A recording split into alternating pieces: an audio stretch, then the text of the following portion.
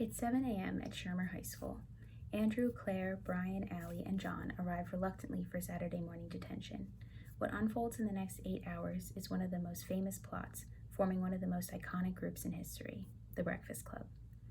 The Breakfast Club premiered in 1985 and made over $50 million. It's been one of my favorite movies since my parents showed it to me. They were teenagers in 1985, so there's no question why it's one of their favorites too.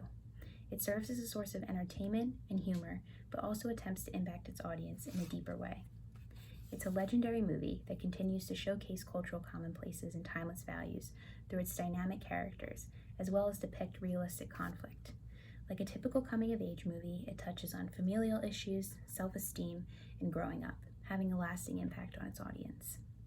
The 5 students could not appear more different at the start of the movie. However, they'll come to find out that they have a lot more in common than they thought.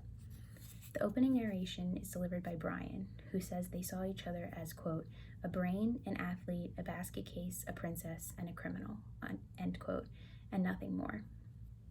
Their dread to spend time together is evident as they enter the library. Then Principal Vernon enters, asserting his authority. They giggle amongst themselves, and the ice is immediately broken. Their bond over a common enemy is the initial source of their friendship. According to the theory of alliances, quote, deterring aggression against any one of the members is in the interest of all, unquote. They deter Vernon's aggression by breaking his door, running from him in the hallways, and even sneaking weed into the library. All of these things bring them closer. In a review by Harper Barnes in the St. Louis Post-Dispatch, she writes, quote, as they participate in pranks together, they come to be friends, united by, if nothing else, their alienation from the adult world of parents and teachers, unquote. The audience begins to see them accept their situation.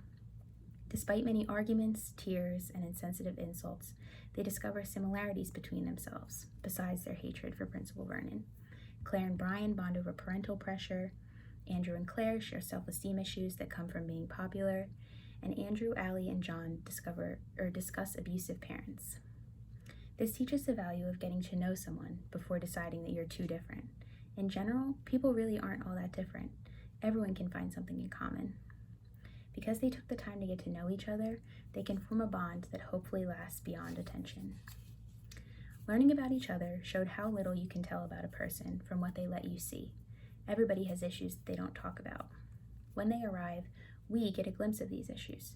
For example, we see a dispute between Andrew and his dad, we see Allie's parents' lack of interest in her, and John showing up alone.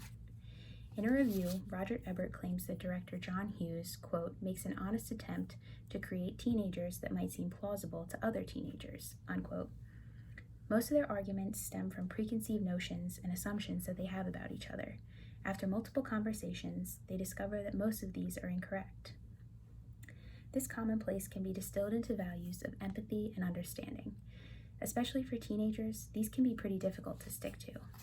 High school is when most of us developed from an egocentric stage to one of compassion.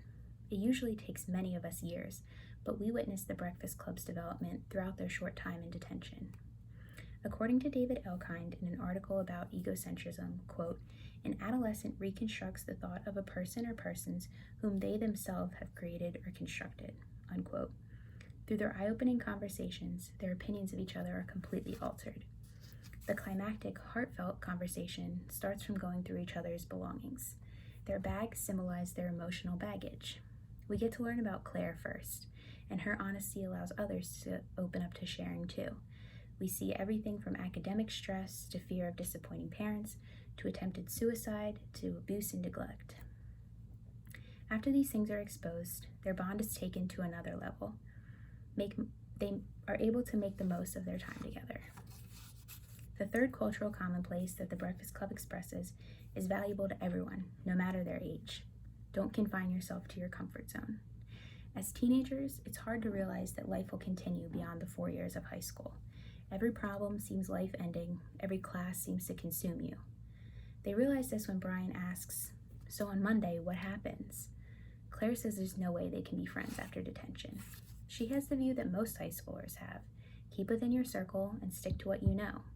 But the rest of the group has realized that there's so much to learn if you break out of the identities that you've been confined to for so long.